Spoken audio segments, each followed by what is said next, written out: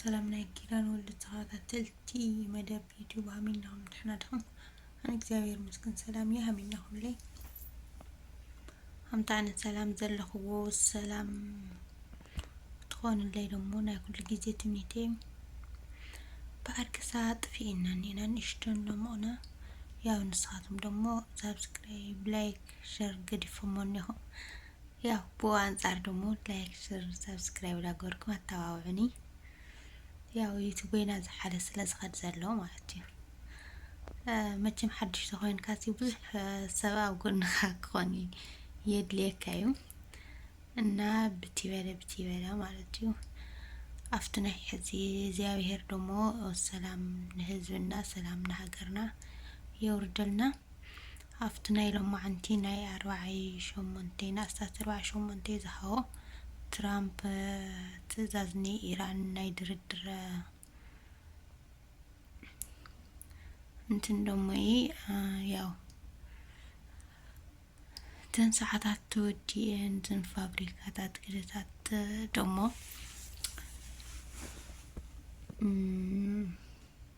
በጣም ይልሕሰብ በእውነት ያው ኩነታት ኢትዮጵያ ደሞ ያው በአንጻር ኩነታት ትግራይና ኣብ ትግራይ ባንክ የለይ ናይ ትራንስፈር ሰብ ተዘይኾይኑ ቲኤም የለይ ቅርሺ ምውፃእ የለይ ካብ ባንኪ እና ዝሕብረተሰብና ደሞ መብዛሕትኡ ሰብ ናይ ሞባይል ፀገም ስለዘለዎ ወይ ከዓ ናይ ሞባይል ልምድን ዘይምጥቃም ከም ውጭ ሃገራት ስለዘይብሉ ብጣዕሚ ተቸጊሩ እንዮ እና ያው ከም ትሪእሎ ሎሞነ ደሞ ከም ትዝረሎ መብዛሕትኡ ሰብ ናብ ስደት ብዘይ ኣግባብ ናብ ስደት እናመፀና ያው ንቱ ኣብ ስደት ዘሎ ደሞ ብዘይ ሓሰቦ ናብ ፀገም ናእተይን እዩ ዝርከብና ብኡ ደሞ ብኡ አንጻር ደሞ ያው ኣብ ሕዱድ ይኹን ኣብ ባሕሪ ይኹን ብዙሕ ሰብ ናጎደልና እዩ እና እግዚአብሔር ሰላም ለዓድናና ሰላም ለህዝብ የወርደልና ንህዝብ ዓለም ደሞ እግዚአብሔር ምሕረት የወርደልና ምሕረት ከምቲ ዝበሃለሎ ሳልሳይ ዓለም ኩናት ካብኡ ይምሓረና ካብ ብዝኾነ ኮይኑ ኩሉ ሰብ ፍጡር እዩ እሞ ካብ ሓደጋ ይምሓረና ያው ሰላም ተዘይሎ ሰብ የለን እሞ ሰብ ክነብር ደሞ ሰላም እግዚአብሔር የወርደልና ማለት እዩ ያው ትግራይና ደሞ ዓድና ሰላም ኮይናትልና ስደተኛታት ዓድና እንምለሰሉ ኣብ ዓዶም ዘለው ደሞ ቀሲኖም ዝነብሩሉ ደቂሶም ቡኖም ደቂሶም ዝለዓልሉ እግዚአብሔር ኩነታት